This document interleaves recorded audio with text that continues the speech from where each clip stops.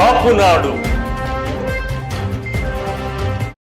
కాపులకు కావాల్సింది రాజ్యాధికారం కాదు, రాజకీయ నిర్ణయాధికారమని రాజకీయ నిర్ణయాధికారంలో కాపుల పాత్ర అనే రాష్ట్ర స్థాయి సదస్సులో పాల్గొన్న వక్తలు స్పష్టం చేశారు. జనం సూర్యుడు స్వర్గీయ వంగవీటి మోహనరంగ 76వ జయంతి సందర్భంగా విజయవాడలోని కాపునాడు కేంద్ర కార్యాలయంలో రాజకీయ నిర్ణయాధికారం, కాపుల పాత్ర అనే అంశంపై రాష్ట్ర స్థాయి సదస్సు జరిగింది. ముందుగా జనం సూర్యుడు, బడుగు బలహీన వర్గాల ఆశాజ్యోతి స్వర్గీయ వంగవీటి మోహనరంగ గారి 76వ జయంతి సందర్భంగా కేక్ ను కట్ చేశారు.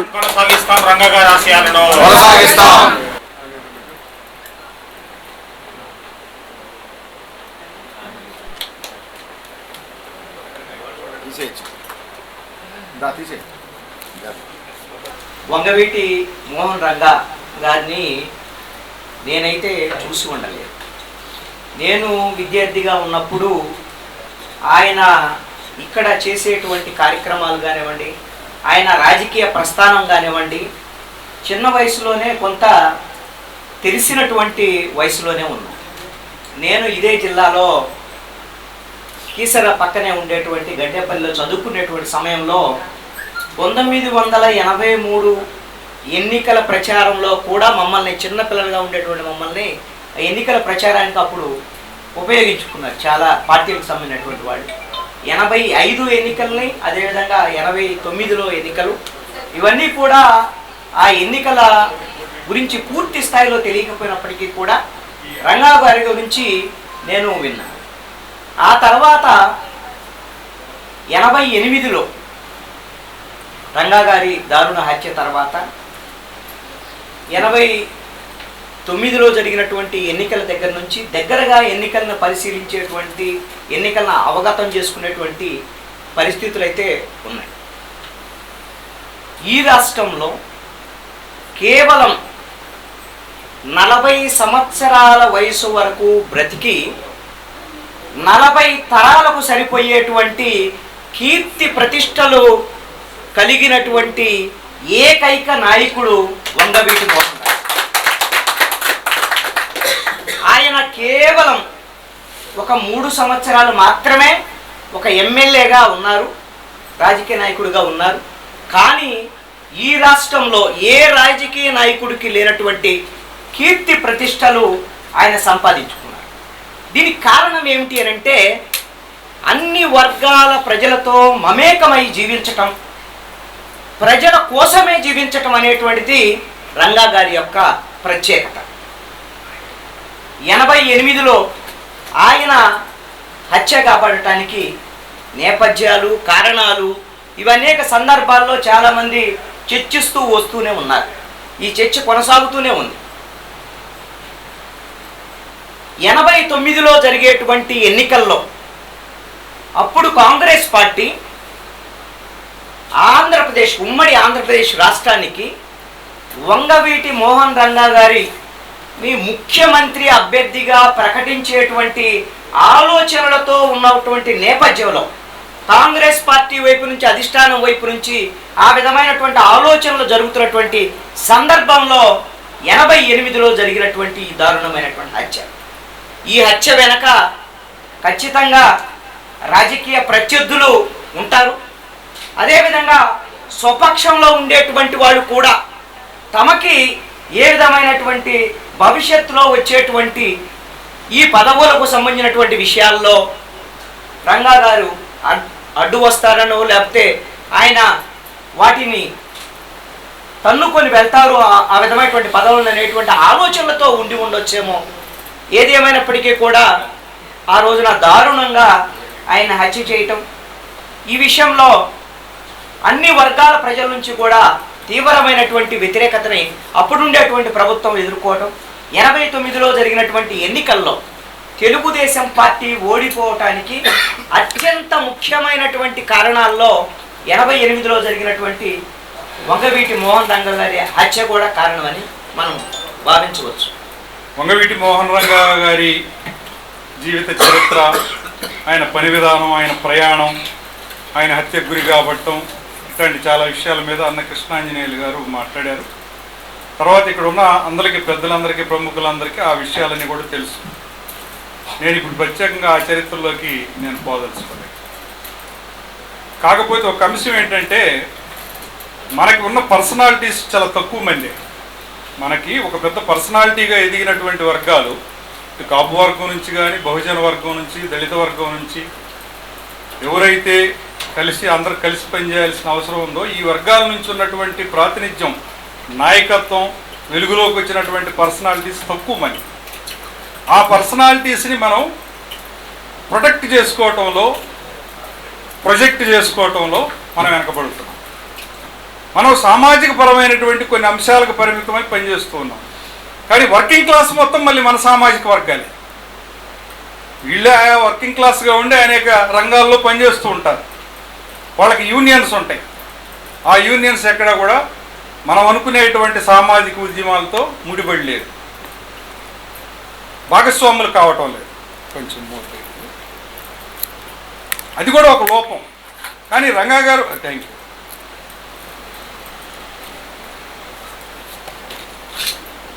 కానీ రంగా గారు పనిచేసినప్పుడు నిరంతరం ఆ శ్రామిక వర్గం ఏదైతే ఉందో, వర్కింగ్ క్లాస్ ఏదైతే ఉందో, ఎందుకంటే వాళ్ళు ఆ పనిచేసే దగ్గర ఆర్గనైజ్డ్గా ఉంటారు ఆ సెక్టార్లో, వాళ్ళని మన సామాజిక ఉద్యమాలతోటి మన రాజకీయ భాగస్వామ్యంలోకి తెచ్చుకోవడంలో కొంత లోపం కనిపిస్తుంది. అటువైపుగా ఒక ప్రయత్నం. రంగా గారి యొక్క పర్సనాలిటీ ఒకటైతే, రంగా గారి పని విధానం కూడా చాలా గొప్ప పని విధానం. అది కుల మత భేదాలు లేకుండా, భేషుజాలు లేకుండా వీళ్ళందరినీ కలుపుకు రావడం అనేది ఒక గొప్ప పని విధానం. అది అందరి వల్ల సాధ్యపడేది కాదు. ఎందుకంటే ప్రతి మనిషికి భారతదేశంలో కులం ఉంది. కులం ముద్ర వేయటం అనేది చాలా ఈజీ. ఇక్కడ కులం ముద్రే వేస్తారు. కులం ముద్రతో మనిషిని చంపేయాలని ప్రయత్నం చేస్తారు. కులం ముద్ర వేసి పక్కకు దోసే ప్రయత్నం చేస్తారు. వీడు మన కులం కాదంటారు, మనకి సంబంధం లేని కులం అంటారు. కులం పేరుతో వేరు చేయటం ఈ సమాజంలో నడుస్తున్న చరిత్ర. రంగా గారు దాన్ని బ్రేక్ చేసి కులాలకు అతీతంగా, మతాలకు అతీతంగా శ్రామిక వర్గాన్ని, అన్ని వర్గాల్ని తన ఆర్గనైజేషన్గా కలుపుకురాగలిగాడు. ఒక నమ్మకాన్ని ఇచ్చాడు, ఒక భరోసా ఇచ్చాడు. మనకి ఏదైనా జరిగితే రంగా గారు ఉన్నాడు, ఆయన దగ్గరికి వెళ్తే మనకు న్యాయం జరుగుద్ది, ఆయన మనకు సపోర్ట్ వస్తాడు. ఈ కల్చర్ని ఆయన చాలా అద్భుతంగా విజయవాడ కేంద్రంగా నడిపాడు. అటువంటి కల్చర్ని రంగా గారు కొనసాగించిన కల్చర్ని మనం అడాప్ట్ చేసుకోవాల్సిన అవసరం చాలా ఉంది అని ఈ సందర్భంగా మీ దృష్టికి తీసుకొస్తాను. తర్వాత ఈ రంగా గారి జయంతి నేపథ్యంలో మరి సుబ్రహ్మణ్యం గారు చాలా మంచి టైటిల్, అవసరమైనటువంటి రాజకీయ నిర్ణయాధికారంలో కాపుల పాత్ర అని పెట్టడం. రాజ్యాధికారం వేరు, రాజకీయ నిర్ణయాధికారం వేరు. రాజ్యాధికారం కోసం మేము పోరాడుతున్నాం అంట. రాజ్యాధికారం అంటే కోనేరు రంగారావుకు ఉప ముఖ్యమంత్రి ఇస్తారు, అది రాజ్యాధికారం. లేకపోతే ఆళ్ల నానికి ఉప ముఖ్యమంత్రి ఇచ్చాడు మన జగన్మోహన్ రెడ్డి, అది రాజ్యాధికారం. ఎమ్మెల్యేలు అవుతారు మన కులాలలో కొంతమంది, రాజ్యాధికారం. మంత్రులు అవుతారు. ఇప్పుడు 5 దళితులు మంత్రులు అయ్యారు, రాజ్యాధికారమే. ఉప ముఖ్యమంత్రి దళితుడు అయ్యాడు, ఏం పేరు ఆయన పేరు, నారాయణ స్వామి, దళితుడు. తర్వాత హోంమంత్రి దళితురాలు అయింది, మొన్న అయింది, ఈరోజు కూడా అయింది. అంటే రాజ్యాధికారం అంటే రాజకీయ అధికారంలో వీళ్ళు భాగస్వాములుగా ఉంటారు. కానీ వీళ్ళకి ఎక్కడ నిర్ణయాధికారం ఉండదు. రాజ్యాధికారం వేరు, నిర్ణయాధికారం వేరు. Decision making, there is no decision making. నిర్ణయాధికారంలో నీకు అసలు భాగస్వామ్యమే లేదు. పార్టీ వేరేవాడిది, ఎన్నికలు వేరేవాడి పేరు మీద నడుస్తాయి. వాళ్ళు ఏదో ఫోటోలు పెట్టి గెలుస్తారు, డబ్బులు పెట్టి గెలుస్తారు.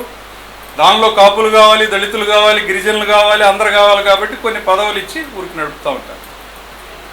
మనం ఇప్పుడు చూస్తున్నాం ఈ జగన్మోహన్ రెడ్డి పరిపాలన విధానంలో ఏ ఒక్క మంత్రి ఎనీ కమ్యూనిటీ తన శాఖకు సంబంధించిన పని గురించి కానీ, బడ్జెట్ గురించి కానీ, లేకపోతే తన శాఖ ఈ రాష్ట్రంలో చేస్తున్నటువంటి ప్రజలకు చేస్తున్న పనులు కానీ మాట్లాడటం ఒక్కసారి చూసాం ఈ 4 ఏళ్లలో ఏ ఒక్క మంత్రి అయినా. కానీ పవన్ కళ్యాణ్ తిట్టడానికి మంత్రులందరూ వస్తారు, కాపు మంత్రులందరూ. లేకపోతే ఎవడన్నా దళితుల గురించి ఏదైనా సబ్జెక్ట్ వస్తే దళిత మంత్రులందరూ వస్తారు. అంటే నీకు ఆ మంత్రికి, ఆ మంత్రి శాఖ, మంత్రి పని విధానం గురించి మాట్లాడేటువంటి అధికారం కానీ, అవకాశం కానీ లేదు ఈ గవర్నమెంట్. అంటే డెసిషన్ మేకింగ్, నిర్ణయాధికారం అనేది part of the social justice. సామాజిక న్యాయం అంటేనే జనాభా దామాషా ప్రకారం అన్ని రంగాల్లో అధికారము, వనరుల్లోనూ వాటాతో పాటు decision making is also part. నిర్ణయాధికారం అనేదే సామాజిక న్యాయంలో భాగం. అది అటువంటి డెసిషన్ మేకింగ్లో సామాజిక న్యాయ అధికారంలో భాగంగా ఆ నిర్ణయాధికారంలో అసలు మనం లేము. ఎక్కడ నిర్ణయాధికారం అనేది అసలు మనం ఇంతవరకు అసలు అందలా. మనం ఏ నిర్ణయం చేయలేం. ఎమ్మెల్యేగా ఉంటాం, ఎంపీగా ఉంటాం, మంత్రిగా ఉంటాం, ఉప ముఖ్యమంత్రిగా కూడా అవుతాం. ఈ దేశానికి రాష్ట్రపతి కూడా అవుతాం. ఒక గిరిజన మహిళ ఈరోజు రాష్ట్రపతి కూడా అయింది. ఈయనకంటే ముందు రామ్నాథ్ కోవింద్ ఒక దళితుడు రాష్ట్రపతి అయ్యాడు. కేఆర్ నారాయణన్ రాష్ట్రపతి అయ్యాడు. రాష్ట్రపతులు అవుతాం, మంత్రులు అవుతాం, ఉప ముఖ్యమంత్రులు అవుతాం, ఎమ్మెల్యేలు అవుతాం, ఎంపీలు అవుతాం. అంతే. నిర్ణయాధికారం మాత్రం మన దగ్గర ఊసుకైనా ఉండదు. ఆ నిర్ణయాధికారం అనేది పట్టుకోవటమే మన అసలైన పోరాటం. అందుకనే మనం స్ట్రగుల్ అవుతున్నాం. ఎందుకంటే అధికారంలో ఉండేటువంటి వాడు ఏ నిర్ణయం చేస్తే అదే నిర్ణయం అయిపోతుంది. అధికారంలో ఉన్నవాడు అధికారపక్ష నిర్ణయాలన్నీ వాళ్ళకు అనుకూలమైన నిర్ణయాలే తప్ప ప్రజానుకూలమైనటువంటి నిర్ణయాలు లేవు. ఇక్కడ ఎవరైతే సఫరర్స్ ఉంటారో, నిజంగా సమస్యల్లో ఉన్న ప్రజలు ఉంటారో, సమాజం ఉందో, లేకపోతే మెజారిటీ పీపుల్ ఉన్నారో, వాళ్ళ భాగస్వామ్యం అనేది కేవలం ప్రాతినిధ్యమే తప్ప నిర్ణయాధికారం లేదు. మేము దళితులకు మంత్రులు ఇచ్చాం, కాపులకు మంత్రులు ఇచ్చామని చెప్పుకోవడానికే మంత్రులు. వాళ్ళు పరిపాలన చేయడానికి సంబంధించిన పరిపాలన వాళ్ళ చేతుల్లో లేదు. ఇటువంటి పరిస్థితుల్లో నిర్ణయాధికారం అనేది చాలా కీలకమైంది. ఇందాక అన్న కృష్ణాంజనేయులు గారు చెప్పినట్టు జనాభా రీత్యా అత్యధిక జనాభా కలిగి ఉన్నటువంటి కాపులు ఈ నిర్ణయాధికారంలోకి రావడానికి కావాల్సినటువంటి ప్రయత్నం జరగటానికి అందరూ చాలా బేషుజాలు లేకుండా పనిచేయాల్సినటువంటి అవసరం. రంగా గారి యొక్క వర్కింగ్ కల్చర్ని మనం అడాప్ట్ చేసుకోవాల్సిన అవసరం. తర్వాత మన పర్సనాలిటీస్ మీద, మనకు సంబంధించిన వ్యక్తుల మీద, పర్సనాలిటీస్ మీద, నాయకుల మీద వేరే వాళ్ళు బురద జరుగుతున్నప్పుడు, తప్పుడు ప్రచారం చేస్తున్నప్పుడు దాన్ని తిప్పికొట్టాల్సిన అవసరం. ఇప్పుడు కొత్తగా నడుస్తున్న ట్రెండ్ ఏమిటంటే మన పర్సనాలిటీస్ని, మన నాయకుల్ని వాళ్ళు తిట్టరు, మనోళ్ళతోనే తిట్టిస్తున్నారు. అధికారంలో ఉన్నవాడు డైరెక్ట్గా వాళ్ళు తిట్టడం లేదు ఎవరిని. పవన్ కళ్యాణ్ అనే ఒక నాయకుడిని వాళ్ళు ఏమనరు. ఆ పార్టీలో మనోళ్ళు ఉంటారు, మనోళ్లతో మనోడి ప్రెస్ మీట్ పెట్టి రోజు తిట్టిస్తుంటాడు, బురద జల్లిస్తుంటాడు, ఇతని వ్యక్తిగత జీవితం గురించి రోజు మాట్లాడిస్తుంటాడు. ఈ ట్రెండ్ ఇప్పుడు బాగా నడుస్తుంది. లేకపోతే మనకి లేనిపోయిన సంబంధాలు అంటగడతారు. పవన్ కళ్యాణ్ ఏమంటున్నారు, ప్యాకేజ్ ఇస్తారు అంటున్నాడు. ప్యాకేజ్ ఇస్తారు. ఇప్పుడు ఆయన డబ్బులు, చంద్రబాబు నాయుడు దగ్గర డబ్బులు పవన్ కళ్యాణ్ తీసుకోవటం వీళ్ళు ఎవడన్నా చూశాడా? నువ్వు బయటపెట్టు, ఇదిగో పలానా చోట పవన్ కళ్యాణ్కి ఇది ఇన్ని కోట్ల రూపాయలు. ఇప్పుడు ఎందుకంటే ఇప్పుడు ప్రతిదీ ఊరికినే తెలిసిపోతుంది కదా, ఊరికినే అర్థమైపోతుంది కదా, ఎక్కడ ఏం జరుగుతుందో. సీక్రెట్ ఏముంది దీనిలో? ఏముండదు, ఊరికి బురద చల్లుతుంటాడు అంతే. ఆ పేరుతో చేస్తాడు. మనోళ్ళు కూడా మనోళ్ళని డిమారలైజ్ చేయటానికి అది, అరే అమ్ముడు పోయాడంటరా, మనోడు అమ్ముడు పోయాడంటరా అని మనోళ్ళతో అనిపిస్తాం. ఇట్లాంటి ఒక దుర్మార్గమైనటువంటి వ్యతిరేక ప్రచారాలతో మన పర్సనాలిటీస్ని, మన నాయకుల్ని, మన ఆర్గనైజేషన్స్ని, మనకు సంబంధించిన సంస్థల్ని ఈ దుష్ప్రచారంతో వెనక్కి నెట్టేటువంటి రాజకీయ వ్యూహాలతోటి ఆల్రెడీ అధికార పక్షంగా ఉన్న వాళ్ళందరూ కూడా చేస్తూ వస్తున్నారు. అందుకని ఇటు కాపు వర్గం కావచ్చు, దళితులు కావచ్చు, బహుజనులు, బీసీ వర్గాలు కావచ్చు, పార్టీల బేసుడుగా చీలిపోయారు. ఎప్పుడైతే పార్టీల బేసుడుగా కాకుండా మన కులాలు సామాజిక సమీకరణ వైపుగా ముందుకు వస్తే, మనకి సామాజిక కార్యక్రమాలు పెట్టండి. ఇప్పుడు బీసీ కులాల సంఘాల పేరుతో సభలు పెట్టినప్పుడు జనం వస్తారు. యాదవ మహాసభ అని పెడితే యాదవులు 1,00,000 మంది పోగవుతారు. కాపు మహాసభ అని పెడితే కాపులు 1,00,000 మంది పోగవుతారు. దళిత మహాసభ అని పెడితే దళితులు 1,00,000 మంది పోగవుతారు. కానీ రాజకీయంగా ఓట్లు వైపుగా తీసుకురావాల్సి వచ్చినప్పుడు ఇదే కాపులు, ఇదే దళితులు, ఇదే బీసీలో పోటీ చేస్తేనో పార్టీ పెడితేనో జనం రారు. అంటే పార్టీల వైపుకి, పార్టీలు ఉన్నటువంటి పార్టీలు, అధికార పక్షంగా ఉన్నటువంటి పార్టీల వైపుకి మన జనం అంతా, మన ఓటర్లందరూ కూడా పోయారు. సామాజిక సమీకరణలకు పరిమితం కాకుండా రాజకీయ సమీకరణ వైపు, మన కులాన్ని, మన జలాన్ని, మన బలాన్ని పోగేసుకునే వైపుగా మన పని విధానాన్ని పెంచుకోవాల్సిన అవసరం ఉందనేది మనకు అర్థమవుతుంది. వాస్తవానికి మెగాస్టార్ చిరంజీవి గారు రాజకీయ పార్టీ పెట్టినప్పుడు ఈ రాష్ట్రంలో ఒక ప్రత్యామ్నాయ రాజకీయం అనేది రూపాంతరం చెందుతుంది, ముందుకు వస్తుందని ఊహించాం అందరం కూడా. ఆ ఉద్దేశంతోనే అప్పుడున్నటువంటి అనేక కుల సంఘాల పేరుతోటి దళిత సంఘాలు అవి పనిచేస్తున్న వాళ్ళందరూ కూడా దానిలోకి వచ్చి పనిచేయటం మొదలుపెట్టారు. బీసీ కుల సంఘాల నాయకులు అందరూ కూడా పనిచేయటం మొదలుపెట్టారు. అప్పుడున్న రాజకీయ కారణాల రీత్యా అది ఆ ఎన్నికల్లో వెనకబడిన తర్వాత మన వాళ్ళకి ఏంటంటే రిజల్ట్ కావాలి, వెంటనే రాగానే ముందు ఎమ్మెల్యేలు ఎంపీలు అయితే మనం కూడా గెలుస్తామనే ఒక హోప్ వస్తుంది. అవి రాకపోయేపాటికే ఏదో మనం అనుకుంటున్నారు కానీ మన వాళ్ళ కాదు, మన వాళ్ళు చేయలేరు అని ఒక నిరుత్సాహంలోకి ఇలా పోతున్నాం. 94లో కూడా కాన్షీరాము ఆంధ్రప్రదేశ్లో ఎన్నికల్లో పోటీ పెట్టినప్పుడు కూడా ఇదే జరిగింది. అప్పుడు కూడా మొత్తం దళిత సంఘాలు బీసీ సంఘాల నాయకులందరూ ఆ పార్టీకి వెళ్ళారు. ఆ ఎన్నికల్లో ఫెయిల్ అయింది, మొత్తం ఎటువంటి వెళ్ళిపోయారు. చిరంజీవి గారు పార్టీ పెట్టినప్పుడు అలాగనే జరిగింది, మొత్తం వెళ్ళిపోయారు. ఇప్పుడు మళ్ళీ పవన్ కళ్యాణ్ గారు పార్టీ వస్తే మొన్నటి ఉదాహరణలన్నీ కూడా చెప్తూ మాట్లాడుతూ వచ్చేవాళ్ళు ఉన్నారు. సో నా కాన్స్టిట్యున్సీకి సంబంధించి చిన్నప్పటి నుంచి నేను బాగా విన్నది, కళ్ళ ముందు కొన్ని దృశ్యాలు చూసింది రంగా గారి సంఘటన. అందరూ అనుకుంటారు రంగా గారి పుట్టినరోజు అప్పుడు కేక్ కట్ చేస్తాం, రంగా గారి వర్ధంతి అప్పుడు పూలదండ వేస్తామని. కానీ నేను ఎందుకో నా చిన్నప్పటి నుంచి రంగా గారే నా హీరోగా అనుకున్నాను. ఎందుకంటే ఒక కాపు నాయకుడు అంటే కాపు కులం కాదండి, అన్ని ఎస్సీ ఎస్టీలు విధ్వంసం చేసేసారు. బీసీలు అన్ని కులాలు, కమ్మ కులాన్ని కలుపుకొస్తూ ఆయన కమ్మ ఆవిడ పెళ్లి చేసుకోవడం, అదే రకంగా దళిత కులాలని కలుపుకొస్తూ దళితులకు ఎక్కడ అన్యాయం జరిగిన ఆన్ ది స్పాట్లో ఆయన ఉండడం, అన్ని రకాలుగా, ముఖ్యంగా అన్ని రకాలుగా ఎవరికి ఇబ్బంది వచ్చినా వాడి కులము మతము అసలు ఏమాత్రం అడగకుండా ఇమీడియట్గా కొన్ని వందల మందితో వెళ్ళి ఆ సమస్యని సాల్వ్ చేసి వస్తారండి. విజయనగరం, శ్రీకాకుళం కూడా ఆయన పేరు చాలా చోట్ల విన్నాను. అనే రకంగా ఉమ్మడి రాష్ట్రంగా అంటే గతంలో మనకి హైదరాబాదు, ఆంధ్ర విడిపోక ముందు 2 తెలుగు రాష్ట్రాల్లో నాకు బాగా వినపడే పేరు అయిందండి. కానీ ఒక మనిషి చనిపోయాక కూడా బ్రతికుంటాడా? అది ఎన్ని సంవత్సరాల చరిత్ర ఉంటే ఇది సాధ్యం అవుతుంది అంటే 3 సంవత్సరాల ఎమ్మెల్యే పదవితో ఈ రోజు ఎంత మంది మన్ననలు అందుకున్నటువంటి వ్యక్తి రంగా గారు. వాళ్ళందరి గురించి పెద్దవాళ్ళు చెప్పారు. కానీ నేను చెప్పబోయే విషయం ఏంటంటే ఒక కాపు మహిళగా, ఒక కాపు అడ్వకేట్గా రంగా గారి ఆదర్శాలని కాపాడుకుంటూ రావాలి. రంగా గారికి ఒక ఆడపిల్ల పుడితే ఎలా ఉంటుంది అంటే అది అమ్మాయి అనుకోవాలి అంటే మనం ఏం చేయాలి అని ఎప్పటి నుంచో ఆలోచించా ఉండేదన్నాడు. తర్వాత తెలంగాణకి సంబంధించినటువంటి దిశ ఎన్కౌంటర్ కేసు మీరు అందరూ వినుంటారు. 2 తెలుగు రాష్ట్రాలని గడగడలాడించినటువంటి కేసు. కేసీఆర్ గవర్నమెంట్, సజ్జనరు, రామ్ గోపాల్ వర్మ, ఈ ముగ్గురిని ఎదుర్కొనే దమ్ము తెలంగాణ రాష్ట్రంలో కానీ ఆంధ్ర రాష్ట్రంలో కానీ ఒక్క అడ్వకేటర్ కూడా లేకపోయింది.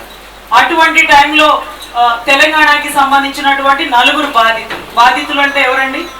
చనిపోయి చంపేసిన పడిన అమ్మాయి కాదండి, ఆ 4 ఎన్కౌంటర్ మొదటి నుంచి తప్పు, పోలీసుల చేతిలో పెత్తందారులు ఉండకూడదని వ్యాస్ మీద పోరాటం చేసినటువంటి రంగా మొట్టమొదటిసారిగా ఎన్నో పరిణామాలండి. ఆయన జైల్లో వేసిన తరుణంలో కూడా ఆ లాయర్ల దగ్గర బెయిల్ గురించి మాట్లాడుతున్నప్పుడు ఆయన అడుగుతారట, అన్నా మీ ప్రొఫెషన్ గొప్పదన్నా, ఏదైనా చేయగలుగుతారు, తప్పు చేసిన వాడిని శిక్ష వేయించగలుగుతారు, ఏ తప్పు చేయని వాడిని కాపాడగలుగుతారు, నాకు ఎంతో బాగా నచ్చిందన్న మీ ప్రొఫెషన్, దమ్ముగా చేయండి అన్న అని చిలకలూరుపేటలో ఉండేటట్టు కొంతమంది అడ్వకేట్లని రంగా గారు ఎన్నో పర్యాయాలు చెప్పేవాళ్ళట.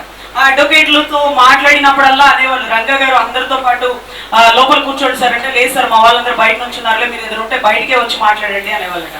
అంటే ఏ ఒక్క చాట కూడా ఆయన అందరితో కలిసి ప్రయాణం చేయబట్టే ఈ రోజు దళిత నాయకులు కానీ బీసీ నాయకులు గారు కానీ ప్రతి ఒక్కరు మాకు కూడా రంగా అనే ఒక నిర్ణయంతో వచ్చారు. కానీ ఆ రోజు నేను 2 తెలుగు రాష్ట్రాలని గడగడలాడించిన కేసు ఒక కాపు మహిళ చేసింది అని ఎక్కడ ఎవరు గుర్తించారంటే కేసీఆర్ గవర్నమెంట్కి తెలిసేది కాదండి.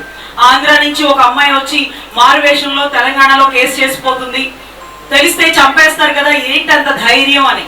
సార్ ఏమో సార్ మరి మనకు తెలీదు, అమ్మాయి ఈసారి వస్తే మనం కంట్రోల్ చేసేద్దాం, రానికన్నా చూద్దాం. ఒక ఆడపిల్లకి అన్యాయం జరిగినప్పుడు ఆడపిల్ల వైపు కాకుండా ఆ 4 బాధితుల వైపు కేసు తీసుకుంది, ఏ రోజుకైనా చచ్చిపోతుంది, చంపేస్తారు. ఆ తెలంగాణ అంటే అందరికీ తెలిసిన విషయమే కదా. అందులోనూ సజ్జనర్ గారి అభిమానులు ఎక్కువ, కేసీఆర్ గారి అభిమానులు ఎక్కువ. వీళ్ళందరినీ దాటుకొని నేను 2 సంవత్సరాల సుదీర్ఘ ప్రయాణంలో కేసు చేశానండి. ఆ ఊర్లో ఉందండి, అంటే తెలంగాణ హైదరాబాద్ నుంచి 4 గంటల ప్రయాణం, నారాయణపేట జిల్లా గుడిగండ్ల గ్రామం. ఆ గ్రామం వాళ్ళకి చెప్పేదాన్ని, అమ్మా ఈ కేసు నేను ఖచ్చితంగా గెలుస్తాను, నా ప్రాణాలకు ఏమీ కాదు. మా నాయకుడు రంగా గారు ఉండేవాళ్ళు, ప్రాణాలకు తెగించి పోరాటం చేసేవాళ్ళు, చాలా చిన్న వయసులో చనిపోయారు. కానీ ఈ రోజు అందరి మనసుల్లో ఆయన ఉన్నాడు. అలాగే నేను కూడా ఎంతో గట్టిగా పోరాడతాను, చచ్చే చివరి వరకు మీకు న్యాయం చేస్తాను అన్నాడు. అప్పట్లో ఆ ఊరు సర్పంచ్ అనేవాడు, నువ్వు ఏ కులం అమ్మా అన్నాడు. కులంతో పనే ఉందండి. మరి అది కాపు కులం నాయకుడు కదా రంగా గారు అన్నాడు. అవునండి అన్నాడు. సరే మరి మీరు కాపులకే న్యాయం చేస్తారా అన్నారు. సార్ కాపు కులం అంటే అన్ని కులాలకి కాపు కాసే కులం సార్. ఈ రోజు నేను 2 తెలుగు రాష్ట్రాలు దాటి, ఆంధ్ర దాటి తెలంగాణకు వచ్చి హైదరాబాద్ నుంచి 4 గంటల ప్రయాణం చేసి మీరు ఏ కులమో నాకు తెలియదు సార్. మీకు అన్యాయం జరిగింది, మీ పట్ల నేను ఉండాలి. ఎందుకంటే మా నాయకుడి దగ్గర నుంచి మేము నేర్చుకున్న లక్షణం, ఎక్కడ అన్యాయం జరిగితే అక్కడ కాపోడు కాపు కాయాలి, అక్కడ వాళ్ళ అన్యాయాన్ని ఎదుర్కోవాలి అని ఆయన చెప్పిన మాటలే నాకు వినపడతాయి సార్. మీరు ఒక్కొక్కళ్ళు ఒక్కొక్క కులమేమో కూడా నాకు తెలియదు, కులంతో పని లేదు, మీకు అన్యాయం జరిగింది, మీ పట్ల నేను ఉంటానన్నా. సో 25 లక్షలు ఇస్తాము అంటూ కేసు వెనక తీసుకోమని ఆ 4 బాధిత కుటుంబాలకి చెప్పారు. కానీ వాళ్ళందరూ ఒకటే మాట అన్నారు, ఒక పక్క రాష్ట్రం నుంచి కొన్ని ఆదర్శాల కోసం మా ఊరు వచ్చి మేము ఏ కులమో తెలియకుండా మా ఇంట్లో భోజనం చేసి ఈ రోజు మా తరపున సుప్రీంకోర్టు ఢిల్లీలో వాదిస్తున్నటువంటి ఆ అమ్మాయికి ఇవ్వపోయారా ఒక 50 లక్షలు, ₹1 కోటి? అంటే ఆ అమ్మాయి తీసుకోననింది, ఆ లాయరమ్మ తీసుకోననింది, అందుకే మీరు మాకిస్తున్నారా? ప్రాణాలకు తెగించి ఒక ఆడబిడ్డ కాపు బిడ్డగా ఆ రాష్ట్రం నుంచి ఈ రాష్ట్రం వచ్చి కేసు చేస్తే ఆ అమ్మాయి పట్ల మేము ఉంటాం. మేము తర్వాత అమ్మాయి వెళ్ళిన తర్వాత రంగా గారి చరిత్ర అందరి గురించి అడిగి తెలుసుకున్నాం. గొప్పవాడు, గొప్ప నాయకుడు, అన్ని కులాలకి కాపు కాసేవాడు. అటువంటి వ్యక్తి ఆదర్శాలతో నమ్మి మా దగ్గరకు వచ్చింది.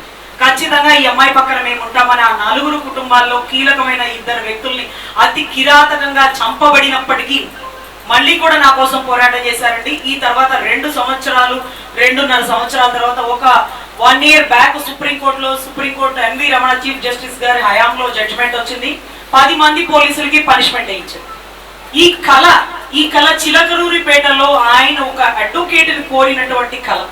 అన్నా గట్టిగా ఫైట్ చేయండి అన్న, పోలీసులకు ఎదురుగా నిలబడండి అన్న, ఏదైతే అవుతుంది. మన కాపోడ్ అంటే పోలీసు వాడికి పనిష్మెంట్ వేస్తే మన బిడ్డ నిలబడాలా, గట్టిగా పోరాటం చేయండి అన్న అనేవాళ్ళట. పోలీసు వాళ్ళని ఎదుర్కోవడం అంటే కష్టం సార్ అంటారట. ఎందుకు కష్టం అన్నా, మీకు చదువు ఉందిగా, మీరు ధైర్యంగా ఫైట్ చేయండి అనేవాళ్ళట.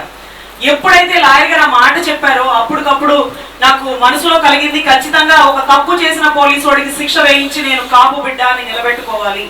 రంగా గారి కళ అంటే ఆయన ఫోటోకి దండేయడం కాదండి, ఆయన ఆదర్శాలతో అడుగు పెట్టడం. ఈ రోజుకి 2 సంవత్సరాల్లో ప్రతిసారి నేను చనిపోతానేమో అని అనుకున్న ప్రతి క్షణం నాకు రంగా గారి గుర్తొచ్చేవారు.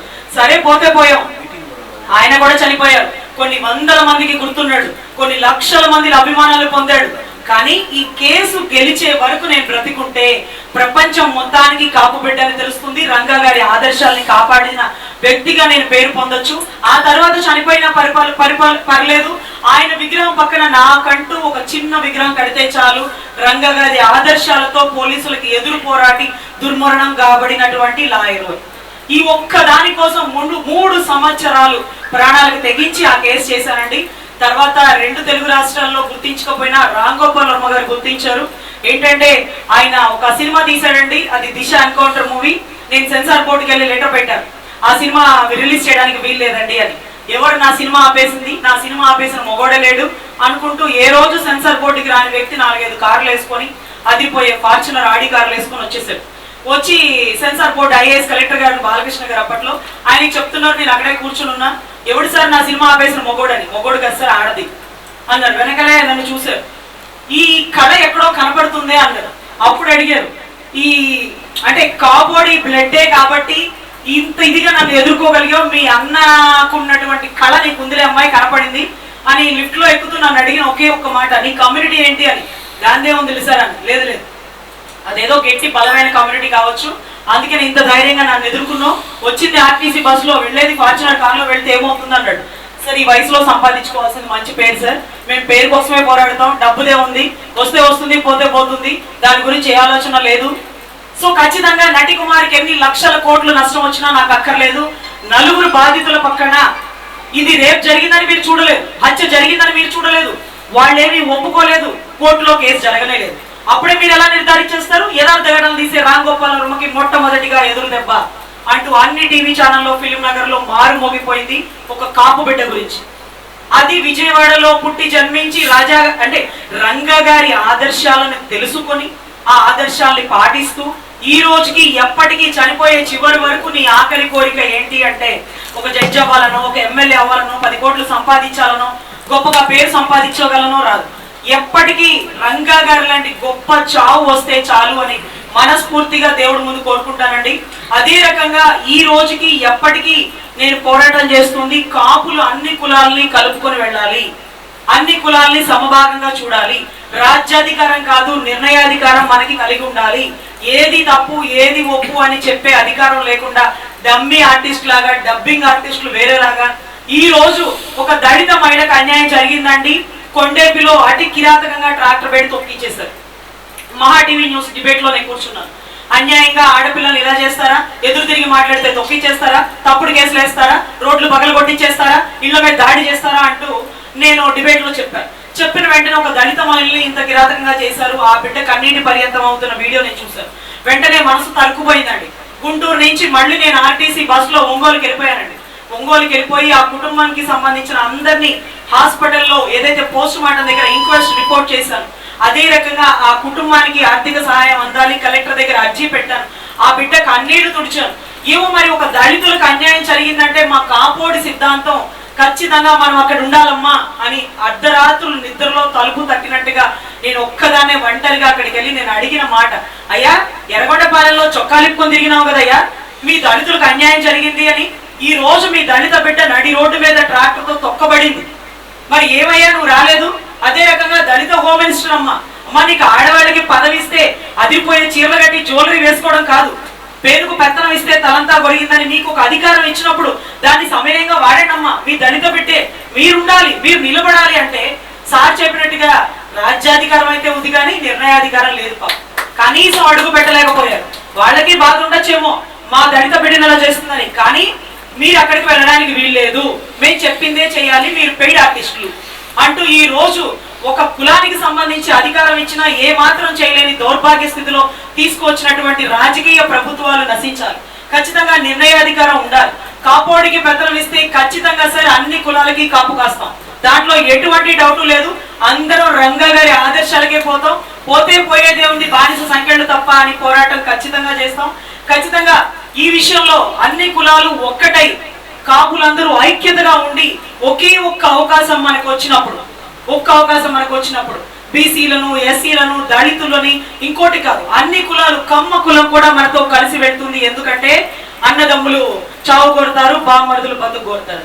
రంగా గారు చేసుకున్నట్టుగా ఏదైతే ఒక కమ్మ కమ్యూనిటీ అమ్మాయిని చేసుకున్నారో అదే రకంగా మన కమ్యూనిటీ అబ్బాయిలు అన్ని కమ్యూనిటీలు అమ్మాయిల్ని పెళ్లి చేసుకుంటారు. కాబట్టి అన్ని కమ్యూనిటీలు కలిసి కాపులకి రాజ్యాధికారం, నిర్ణయాధికారం కల్పించాలని మనస్ఫూర్తిగా కోరుకుంటున్నాను.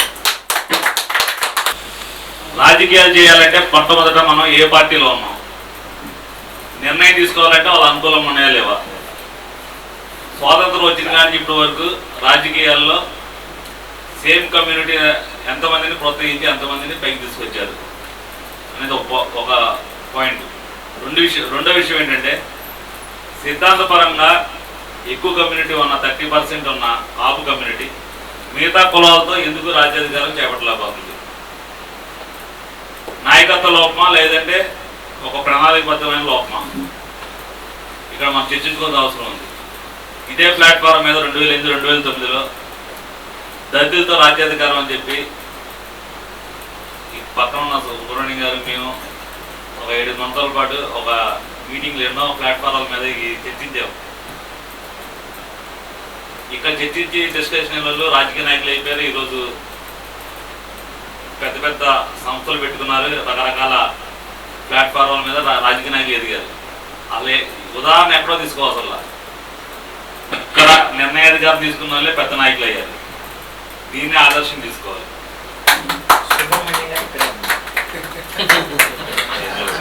ఆ విషయం ఆయన చెప్పారనుకోండి ఇంకా చాలా ఉంది అంటాడు. మీకు ఇది వాస్తవం చెప్తాను నేను, ఎందుకంటే ఒక 5-6 సంవత్సరాలు యాక్టివ్గా అంటే కాపునాడులో లేను కానీ రకరకాల మీటింగ్లు హైదరాబాద్లో. ఈవెన్ మీకు తెలియని ఒక విషయం ఏంటంటే ఇక్కడ మాకు మామూలుగా చిరంజీవి ఫ్యాన్స్ అందరూ ఉన్నారు. హైదరాబాద్లో అన్ని కాపునాళ్ళు కలిపి రాజ్యాధికారం పొందాలనే ఉద్దేశంతో ఎంతో చొరవ తీసుకున్న తోట త్రిమూర్తులతో కానీ వాళ్ళందరితో కూడా కళాక్షేత్రంలో పెద్ద మీటింగ్ పెడితే మన రాజకీయ నిర్ణయాధికారం ఒకవేళ వచ్చేసిద్దాం అని చెప్పి ఇక్కడ లోకల్గా ఎవరైతే ఇప్పుడు సెంట్రల్ ఎమ్మెల్యే ఉన్నారో వాళ్ళు ఒక పేపర్లు వేసి దాన్ని అబాస్పాలు చేశారు. దానికి కూడా మన వాళ్ళు కీలపరచబోయించారు. అసలు మన వాళ్ళే నెడుతూ ఉంటే మన నిర్ణయం తీసుకునే అధికారం ఎక్కడి నుంచి వస్తుంది? ఎవరు ఏ స్థాయిలో ఉన్నా సరే మన వాళ్ళు ఉన్నారని ఎంకరేజ్ చేయాలి మొట్టమొదట. నెక్స్ట్ రాజకీయ నాయకులు ఉన్నప్పుడు ఎవరైనా జూనియర్లు సీనియర్లు ఉన్నప్పుడు మనం ఈ పదవి 10 అప్పు చెప్తే వాడు ఎదుగుతాడని ఇంకో 2 ఉండాలి. వాడు ఎదుగుతూ ఉంటే ఇంకోటి వచ్చేసి లాగుతూ ఉంటారు. ఇదంతా వాస్తవంగా రాజకీయ నిర్ణయాధికారం అనేది చాలా పెద్ద పదవి. రాజకీయాలు సపరేట్ ఉంచాలి, నిర్ణయాధికారం సపరేట్ ఉంచాలి. మళ్ళీ కుల సంఘాలు మళ్ళీ వేరే. ఈ 3 మిక్స్ చేస్తే మాత్రం అసలు చాలా పెద్ద రీసెర్చ్లా ఉంటుంది అన్నమాట ఈ సబ్జెక్టు. సోషల్లో పెద్ద సబ్జెక్ట్ ఇది. రాజకీయం, నిర్ణయాధికారం, కుల సంఘాలు ఇప్పటి నుంచో ఉన్నాయి ఈ విషయాలు. అందుకనే ఇప్పుడు కూడా నేను ఒకటే చెప్తున్నాను, ఎవరు ఏ స్థాయిలో ఏ వ్యవస్థలో ఉన్నా సరే కమ్యూనిటీకి అనుబంధంగానే పనిచేసి మన కమ్యూనిటీలో పైకి రావాలని చెప్పి కొంతవరకు కోరుకుంటున్నాను. నేను కాంగ్రెస్ పార్టీలో అప్పటి నుంచి ఇప్పుడు కాంగ్రెస్ పార్టీలో ఉన్నాను. మాకుండే ప్రయారిటీ మాకుంటుంది, ముందు కూడా ఉంటుందని ఆశిస్తున్నాను. అలాగే ఇప్పుడు ఏదైతే జనసేన కమ్యూనిటీకి తప్పనిసరిగా కులపరంగా అయితే 100% సపోర్ట్ చేసిన అవసరం ఉంది. ఎందుకు చెప్తానంటే ఒక 4% 5% ఉన్న వాళ్ళు చిచ్చు పెట్టేసి రోజు తిట్టించి మరి వాళ్ళేం సాధిస్తారు నాకు అర్థం అవ్వట్లేదు. మంత్రులు అట్లాగే పవన్ కళ్యాణ్ తిడుతున్నావా లేకపోతే కమ్యూనిటీ తిడుతున్నాం, మన సొంత ఇంట్లో తిడుతున్నాం కూడా తెలియదు, సంబంధం లేకుండా తిడుతున్నారు. పేరే చెప్తున్నా నీకు లేదు, వాస్తవం చెప్తున్నా. ఆయనకున్న పొలం మీద ప్రయారిటీ నాకు తెలిసి ఎవరికి లేదు. రాజకీయ నాయకులు వచ్చి ఏం చేసి ఆ ప్లాట్ఫామ్ ఉపయోగించుకొని డైవర్ట్ అయిపోయిన వాళ్ళు ఎక్కువ శాతం ఉన్నారు. ఆయన ఉపయోగించి దాన్ని వాడిన వాళ్ళు చాలా ఉన్నారు. నిర్ణయాధికారం నీ దగ్గర ఉంది, రాజకీయం చేయాల్సిన మనమే ఉన్నాం. దాన్ని ఉపయోగించుకొని రాజకీయ నిర్ణయాధికారం అనే దాన్ని పదానికి ఒక కొత్త మార్గం చేయాలని చెప్పి అవకాశం అందరికీ ధన్యవాదాలు. థ్యాంక్ యూ అన్నగారు. అంటే మనలో ఉన్న లోపాలని సవరించుకుంటే ఖచ్చితంగా రాజ్యాధికార నిర్ణయం కూడా వస్తుందని చెప్పి నాగేశ్వర గారు. యాక్చువల్గా చిరంజీవి ఫ్యాన్స్ అసోసియేషన్ ముందు నడవాలి, అది లాయర్ల కోట నడుస్తుందని నాగేశ్వర గారు. ఇప్పుడు లక్నో శ్యాంప్రసాద్ గారు. మాకు అన్ని రంగాల్లో ముందుండి నడిపిస్తున్నటువంటి మా గురువర్యులు గాల సుబ్రహ్మణ్యం గారికి ప్రత్యేకంగా నమస్కారాలు తెలియజేస్తూ, మరి ఆనాడు రంగా గారు ఏ కార్యక్రమం అయినా ఆ కార్యక్రమాల్లో మమ్మల్ని కూడా భాగస్వామ్యం చేసినటువంటి సుబ్రహ్మణ్యం గారు, మరి దానికి ఒక ఉదాహరణగా ప్రతి కార్యక్రమంలో మేము చిరంజీవి తరపున నేను కానీ మా సోదరుడు కృష్ణప్రసాద్ కానీ అందరం మరి రంగా గారి వెంట మీ ఆధ్వర్యంలో మేము నడిచామండి.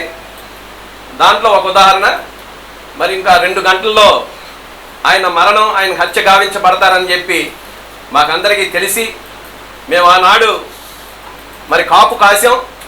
మరి అక్కడ మన బెంచ్ సర్కిల్ దగ్గర నుంచి ఇటు లీలామహల్ వరకు మరి గస్తీగా తిరిగాం 2-2:30 వరకు. ఇంకా అలా తిరుగుతుంటే ఏదేమైనటువంటికి రాజ్యాధికారం చాలా మంచి వాడు చెప్పారు భాగ్యరావు గారు, రాజ్యాధికారం వేరు, నిర్ణయాత్మక శక్తి వేరు అని చెప్పి ప్రతి ఒక్క కాపు నిర్ణయాత్మక శక్తిగా ఎదగాలని చెప్పి మరి గతంలో మరి చిరంజీవి గారు ఆ దిశగా ప్రయాణం చేసినప్పుడు మరి ఈ రాష్ట్రం అంతటా చిరంజీవి గారు రాజ్యాధికారం పొందాలని చెప్పి ఆయన చేస్తున్న కృషిలో చిరంజీవి తరపున మేమందరం చాలా కష్టపడ్డాం. కానీ అనుకున్న పరిణామం జరగకపోవటం, ఆయన తక్కువ సీట్లతో రావటం, మరి ఆనాడు కాంగ్రెస్ పార్టీలో మెర్జ్ చేయటం, అది ఒక రకమైన మనకి మంచి కార్యం కాదు.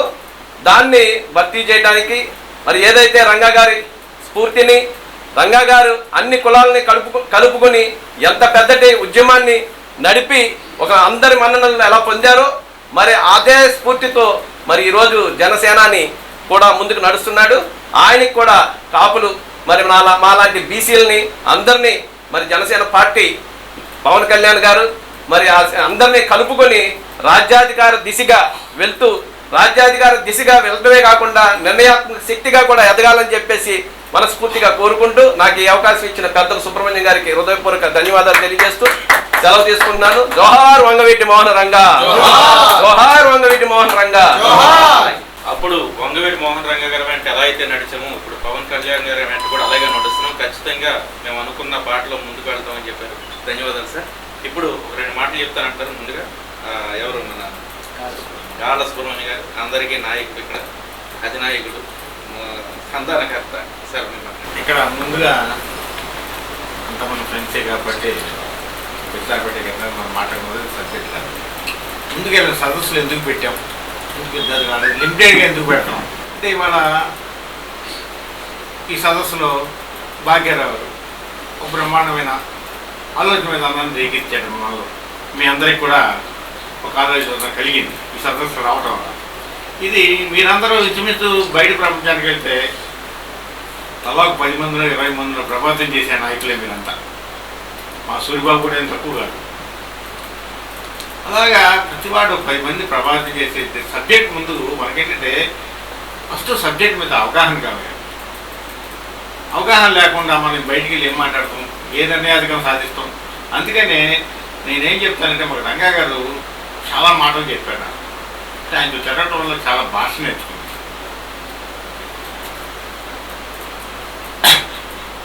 ఇప్పుడు ఏంటంటే రంగా గారితో విషయంలో ఆర్గనైజేషన్ విషయంలో నేను 74 నుంచి ఆయనతో పాటు ప్రయాణం చేశాను.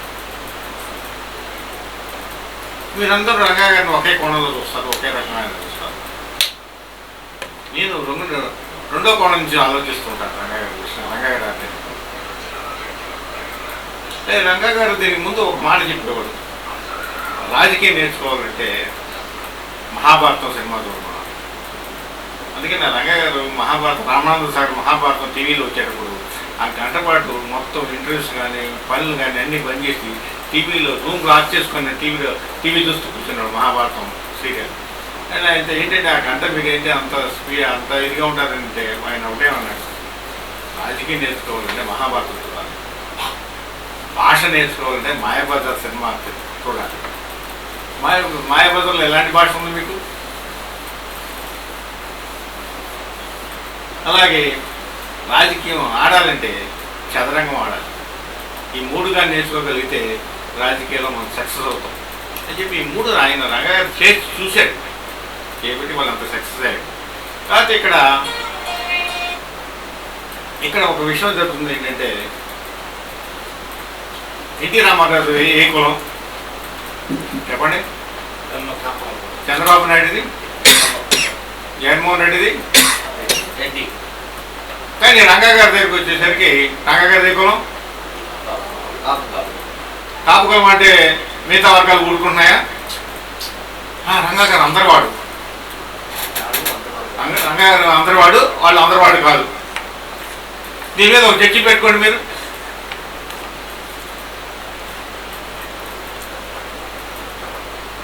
అంటే ఇవాళ నేను చూశాను రంగా గారి పేరు మీద నాశనం అయిపోయిన కులాలు ఎవరున్నాయంటే మొదటగా కాపు, 2 ఎస్సీ, తర్వాత బీసీ. ఈ 3 కులాలు రంగా గారి పేరు మీద నాశనం అయిపోయాయి. కానీ రంగా గారి దాన్ని అంటి పెట్టుకొని రంగా గారి రాజకీయాన్ని అంతా ఒడిచి పట్టుకొని అగ్రవర్ణ వర్గాలు నాకమ్మ అనే ఒకటి ఎగిరి పెట్టమాకండి, దబ్బేటప్పుడు అన్ని కులాలు దబ్బుతాయి. ఇవాళ రంగా గారి దగ్గర పనిచేసిన అగ్రవర్ణ నాన్ కాపులందరూ ఇవాళ పోటీస్తారు. ఉత్తరం 3-4 పేర్లు చెప్తారు. మల్లాది విష్ణు వాళ్ళ ఆస్తి ఎంత? జోగి రమేష్. అందుకే బీసీ కాబట్టి పక్కన పెట్టేసాను, ఎగ్జామ్ చేసేద్దాం. బీసీలు సంపాదించుకోలేదు, అనేది సంపాదించాలి. చిన్నపాటి చిన్ను ఆస్తి ఎంత? రంగా గారి బావమర్తి, ఆయన ఆస్తి ఎంత? కోట్ల రూపాయలు, 100 కోట్లు. ఇవాళ వీళ్ళు ఫస్ట్ రంగా గారికి కులం లేదండి, రంగా గారు అందరివాడండి. రంగా గారి కాపు కులం అనద్దండి. కులం పుట్టుతోనే కులంతో పుడుతుంటే రంగా గారికి కులం లేదంటారండి. ఎస్, రంగా ఇది కాపు, మై కాపు, నా కాపు, మా కాపు అంతే తప్ప మనకు అందుకని ఈ వర్డ్ని కొన్ని వర్డ్స్ని చాలా డేంజరస్ వర్డ్స్. ఆ డేంజరస్ వర్డ్ని మనం అరికట్టకపోతే కాపుకులం మనుగడే ప్రశాంతంగా మారే పరిస్థితి వచ్చింది.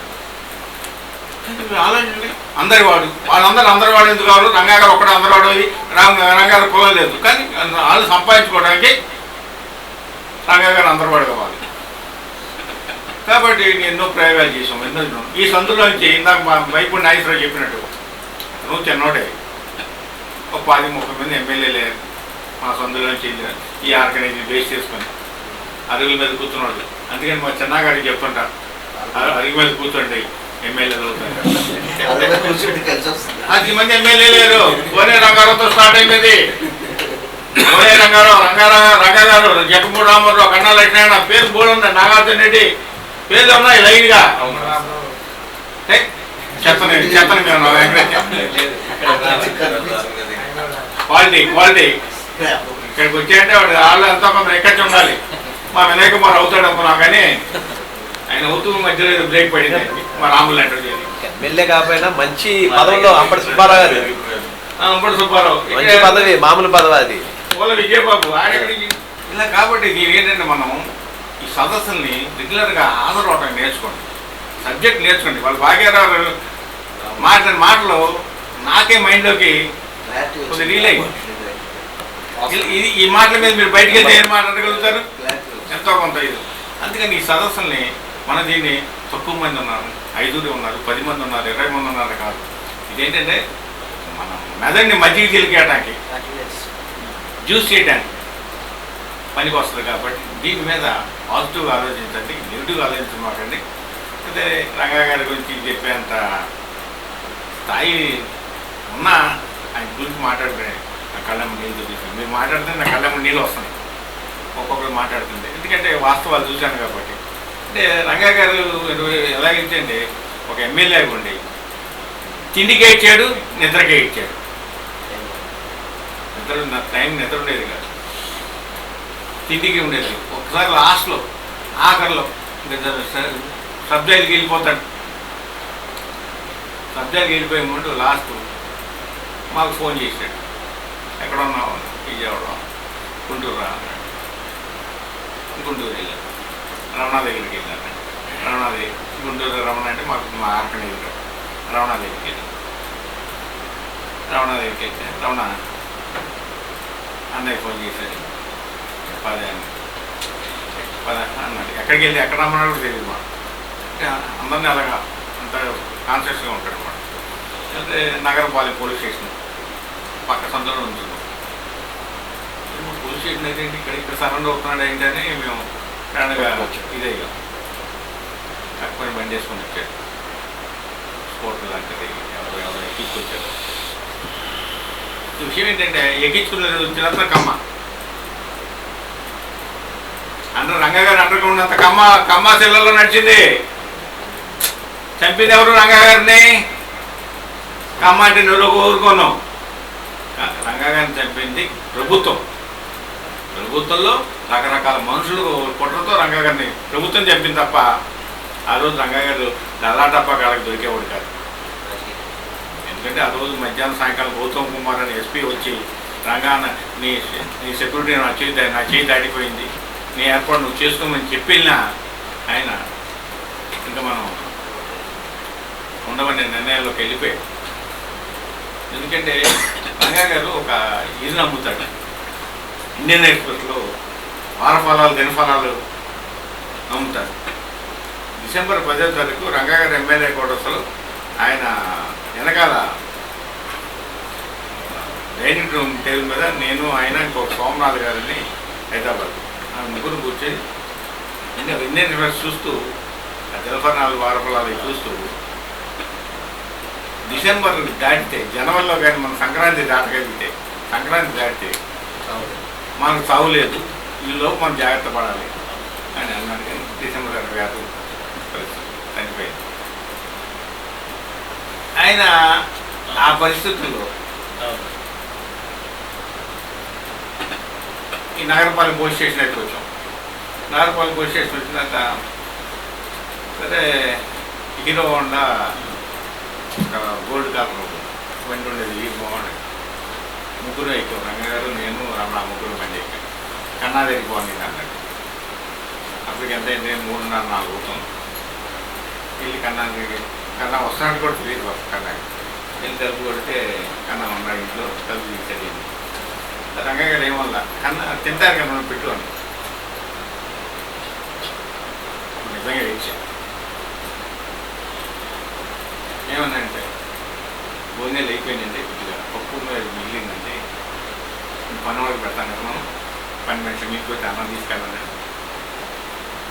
అన్నం పెడితే పప్పు వేసుకొని అన్నం తింది. అక్కడి నుంచి బయలుదేరి విజయవాడ నుంచి ఎక్కడికి వచ్చాడు ఆయన? బంజారా లేదంటే పడమటికి వెళ్ళా రాణిగారి తోటకు వచ్చాడు. రాణిగారి తోట అంటే ఎలాంటి ఏరియా? Slum area. అలాంటి స్లమ్ ఏరియాలోకి వచ్చి చిన్న పెంకుటిల్లోకి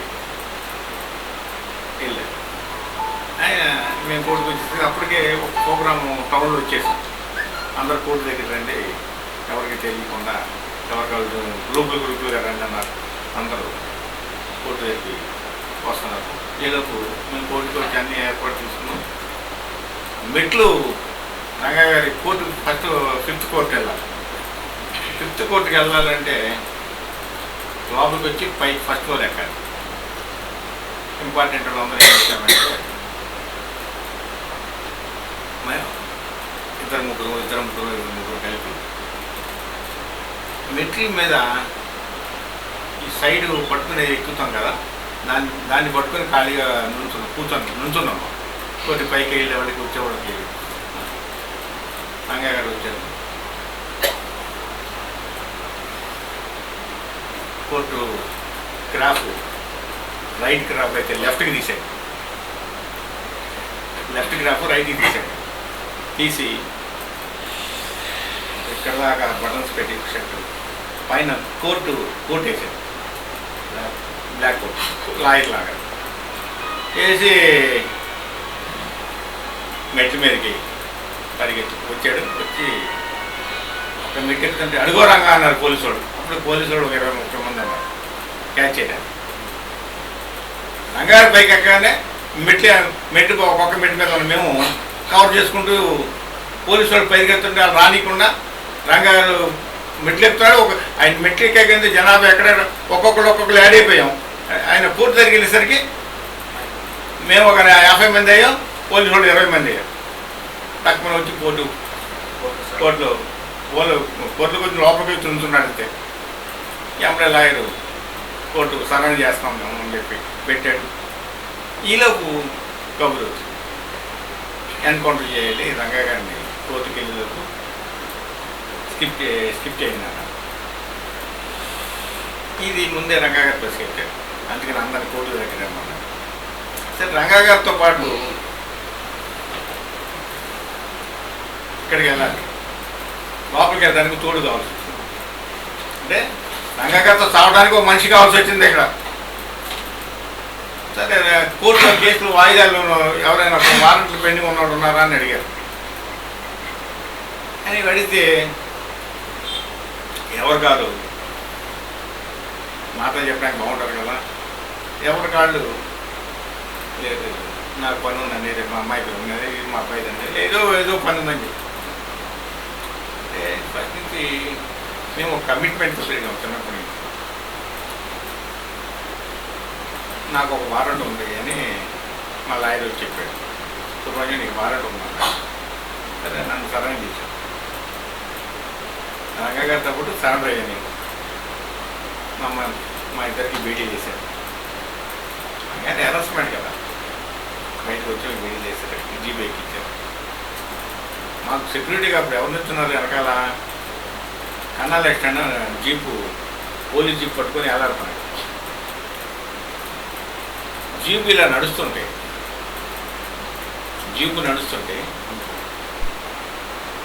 ఇదే సినిమా మహేష్ బాబు సినిమా ఏంటిది ఈ మధ్య వచ్చింది, భరత్ అనే సినిమాలో ఆ సీన్ ప్రజలు దడి కడితే మధ్యలో మహేష్ బాబు తీసుకెళ్తారు సార్. అలా రంగా గారిని పోలీస్ జీప్ మధ్యలో ఉంటే ఆ దడి మధ్యలో దడి కట్టారు. అంటే పోలీస్ జీప్ ఎక్కడ టర్న్ అవటానికి లేకుండా సబ్ జైలు దాకా. అంటే ఎంతమంది వచ్చారు అక్కడ? కొన్ని వేల మంది రంగా గారి కాపులు వచ్చారా? అన్ని కులాలు వచ్చారు. ముఖ్యంగా మనకి రంగా గారికి ఓన్ చేసుకోవాల్సింది ఎవరంటే కాపు, ఎస్సీ, బీసీ ఈ 3 వర్గాలు ఓన్ చేసుకోవాలి. కానీ ఎవరు ఓన్ చేసుకున్నారు వాళ్ళ?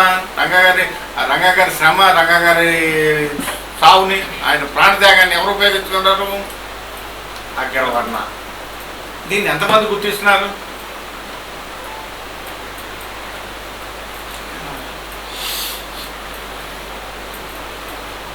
రకరకాల దీంట్లో లోతుకి వెళ్తే చాలా రకరకాలు. అందుకని మనోవేదన పడలేక ఇందాక నాగేశ్వరరావు చెప్పాడు కరెక్ట్గా, ఆ రాజకీయానికి పనికిరాదని. మా చిన్నగాడికి నేను ఎప్పుడో చెప్పాను, నాకు రాజకీయాలు నేను దండం పెట్టండి, నేను నాకు ఉండండి, అంటే నీ పొలానికే పర్మిషన్ అంటే నేను నా పొలమే కరెక్ట్ అంటే నాకు తెలుసు. నేను ఫ్యామిలీ పరంగా వస్తుంది కాబట్టి ఇదంతా ఎందుకు చెప్తున్నానంటే రంగా గారి గురించి ఇంత లోతు విశ్లేషణ జరగాలి. ఆర్గనైజేషన్ గురించి లోతు విశ్లేషణ జరగాలి. రంగా గారి ప్రాణత్యాగాన్ని ఫలాలను అందుకుంది ఎవరు? వాళ్ళే. వాళ్ళకి మనం ఏం చేస్తున్నాం? అదే తప్పు మళ్ళీ మళ్ళీ మళ్ళీ మళ్ళీ చేస్తున్నాం.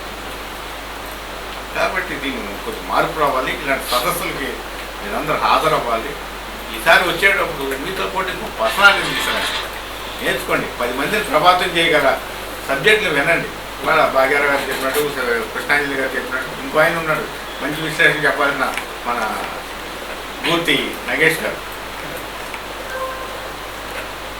అయితే మనం ఒకటి గుర్తుపెట్టుకోవాలి, మనం మూలాలు ఎతికితే అందరం మన బంధువులమే. అది మర్చిపోకుండా క్వశ్చన్ చేయమాక.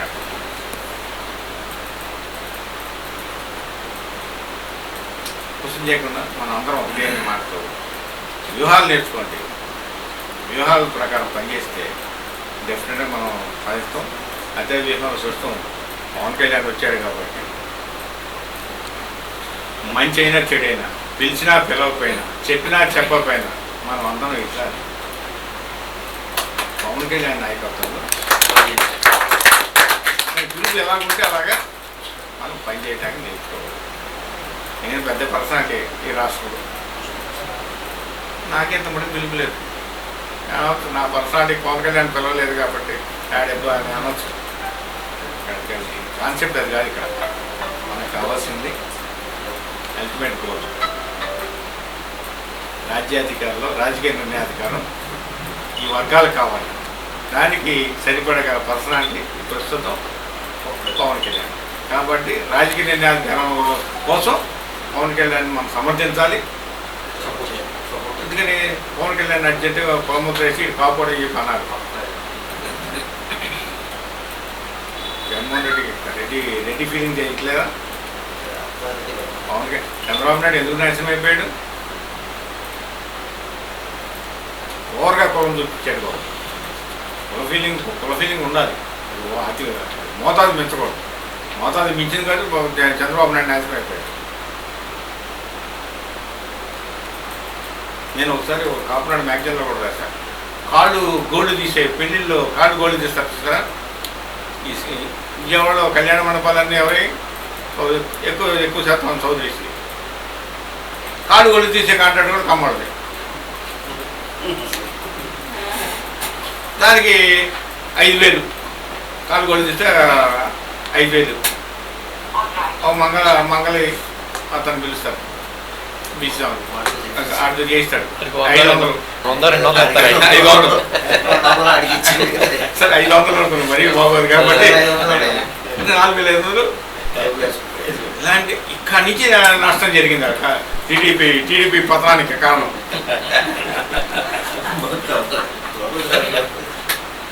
ఇది కాదు. ఇప్పుడు ముస్లిమ్స్ ఉన్నారు, మా వల్లి గారు. మటన్ సప్లై ఎవరు? మటన్ కొట్టేది ఎవరు ఎక్కువ? కానీ ఫంక్షన్స్ జరిగితే మటన్ చికెన్ కాంట్రాక్ట్లకు అమ్మవాడే.